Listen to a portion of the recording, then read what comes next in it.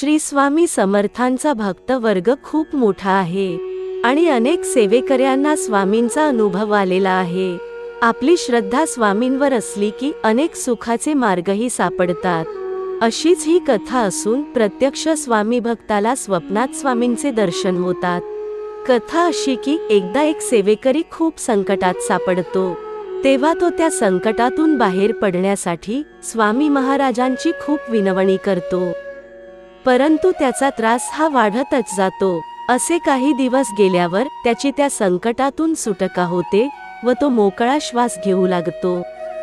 परंतु ऐन संकटाच्या वेळी स्वामी महाराजांनी आपल्याला काहीच मदत केली नाही, म्हणून त्याचे सेवेकडे व महाराजांकडे दुर्लक्ष होते।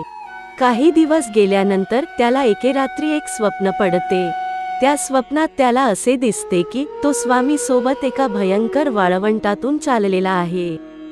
उन्हाचे तीव्र चटके बसत आहेत, संपूर्ण शरीरातून घामाचे लोंढे वाहत आहेत। अशाही परिस्थितीत स्वामी महाराज शांत व प्रसन्नपणे मार्गक्रमण करीत आहेत।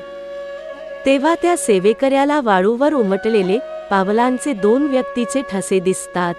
त्यावेळी तो सेवेकरी न राहवून महाराजांना विचारतो की स्वामी समोर दिसतात ते पावलांचे ठसे कोणाचे आहेत आणि एवढ्या रखरखत्या उन्हात या वाळवंटातून कोण गेले असावे।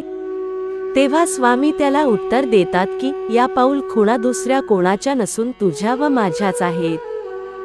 तुझ्यावर आलेल्या संकटाच्या वेळी मी तुझ्या सोबतच होतो, याची ती साक्ष आहे। हे महाराजांचे शब्द ऐकल्यावर त्याला खूप वाईट वाटून पश्चाताप होतो। आणखी थोडे पुढे गेल्यावर त्याला फक्त एकाच माणसाचे ठसे दिसतात। तेव्हा तो काहीसा दुःखी होऊन महाराजांना विचारतो, स्वामी जेव्हा मी खूपच अडचणीत होतो तेव्हा आपणही मला सोडून गेलात, त्यामुळे येथून पुढे माझे एकट्याच्याच पायाचे ठसे आहेत ना?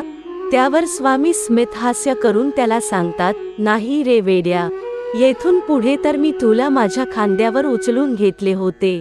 भक्त हो, उमेदीचा दिवा आपल्या घरात सतत प्रज्वलित ठेवा, इतर दिवे आपोआप प्रकाशित होतील। स्वामींवरचा विश्वास दुःख नाहीसे करेल आणि एक उमेद यश शिखरावर पोहोचवेल। जय श्री स्वामी समर्थ।